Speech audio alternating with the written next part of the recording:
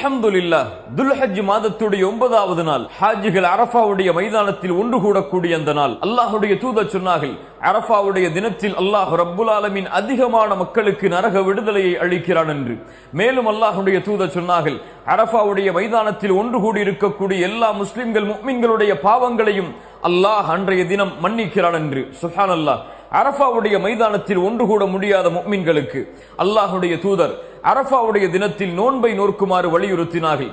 அல்லாஹ்வுடைய தூதர் சொன்னார்கள், யார் அரஃபாவுடைய தினத்தில் நோன்பை நோற்பாரோ அது அவருடைய முன் வருடத்துடைய பாவத்திற்கும் பின்னால் வரக்கூடிய வருடத்துடைய பாவத்திற்கும் பரிகாரமாக அமையும் என்று. நோன்புடைய கூலியை நாம் பொதுவாக அறிவோம். அல்லாஹ்வுடைய தூதர் சொன்னார்கள், யார் அல்லாஹ்வுடைய முகத்தை நாடி ஒரு நாள் நோன்பு வைக்கிறாரோ 70 ஆண்டுகள் அல்லாஹ் ரப்புல் ஆலமீன் அவருடைய முகத்தை நரகத்திலிருந்து தூரமாக்குகிறான் என்று. அல்லாஹு அக்பர். அரஃபாவுடைய நோன்பை நோற்போம், அல்லாஹ்விடத்திலே பாவ மன்னிப்பை பெறுவோம்.